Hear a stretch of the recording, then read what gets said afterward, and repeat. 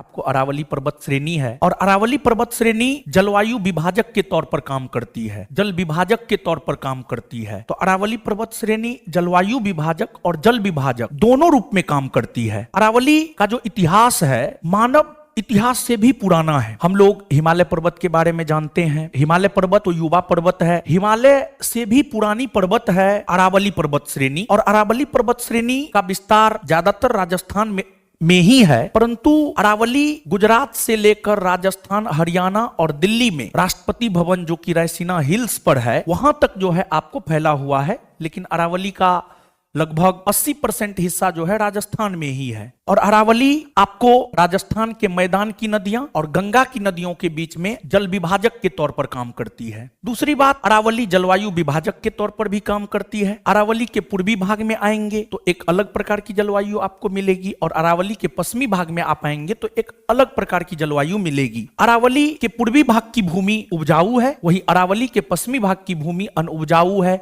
और अरावली के पश्चिमी भाग में ही जो है आपको थार मरुस्थल है, थार मरुस्थल है। और अरावली की जो सबसे ऊंची पर्वत चोटी है वह गुरु शिखर है, जिसकी ऊंचाई 1722 मीटर है, 1722 मीटर है। और गुरु शिखर माउंट आबू पहाड़ी में है और माउंट आबू पहाड़ी में ही जो है दिलवारा का जैन मंदिर भी है जो कि जैनियों के लिए प्रसिद्ध है। तो आखिरकार अरावली को लेकर जो है न्यायालय का क्या जजमेंट आया है इसको आप देखें तो वहां पर इस मानचित्र पर आप देख सकते हैं अरावली।